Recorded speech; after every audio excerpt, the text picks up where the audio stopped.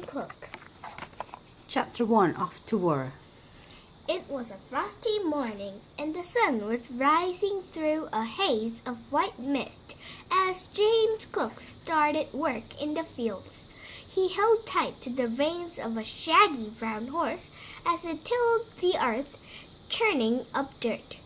James was only 8, so the horse towered above him, but the animal knew him well and didn't try to pull away.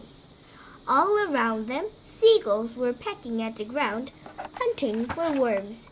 They had flown all the way from the coast to James, Yorkshire village, and at the end of the day, they would fly all the way back again. James watched them go, desperately wishing he could follow.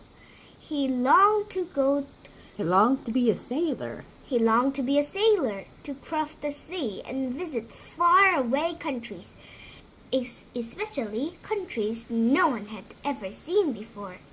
When he was just 18, part of his wish was granted. He was hired as an apprentice on a boat taking coal from Whitby, one of Britain's largest ports, to London. The other sailors complained about the back-breaking work and the coal dust that stained their hands and faces black. James was too thrilled with sailing to care.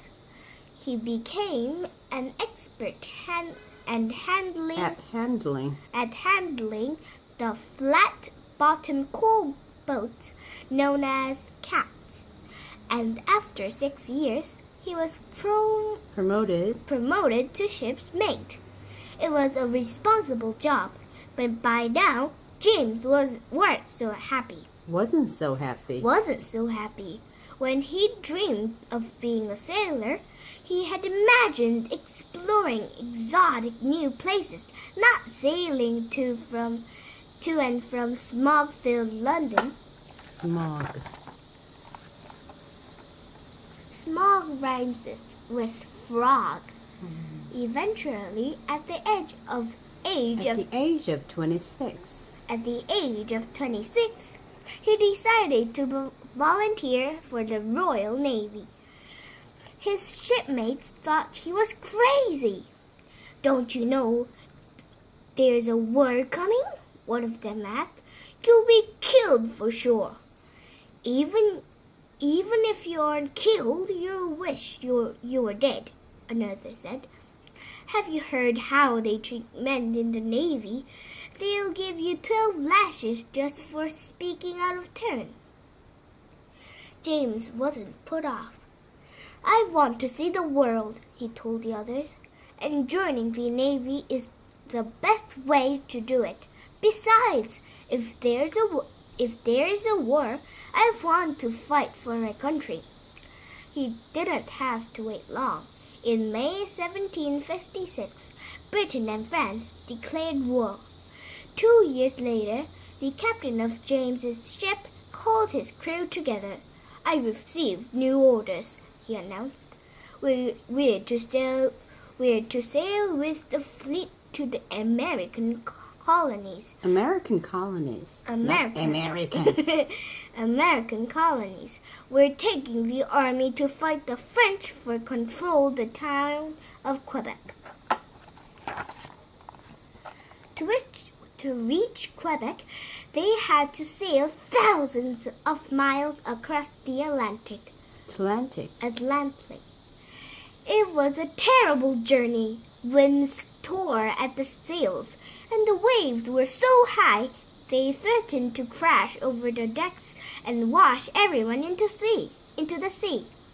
Worst of all, many of the sailors were struck down by scurvy, a disease caused by a lack of fresh fruit and vegetables. Were struck down by a scurvy, a disease caused by a lack of fresh fruit and vegetables. It left the sailors so exhausted they could hardly move. As the weeks passed, more and more men died. At last, one morning from high in the Rigging. the lookout shouted, "Land ho!" They had reached the tree-lined coast of Canada. As the ship drew into shore, James felt a moment's panic. Click, click. He knew the French army was waiting for them and would fight hard to hold on to their land. His fear was quickly replaced by a rising feeling of excitement. He had crossed an ocean and arrived on a new Continent. Whatever lay ahead, he was ready. Continent means land. Land. Big land. Chapter 2. Master Map Maker. Fierce fighting soon broke out between the British and French armies. Hundreds of soldiers on both sides were killed as the French defended a large fort at the mouth of St. Lawrence River. Finally, the British won and the sailors celebrated with rum and song. James was too worried to join in. "Enjoy yourself while you can," One of his shipmates told him.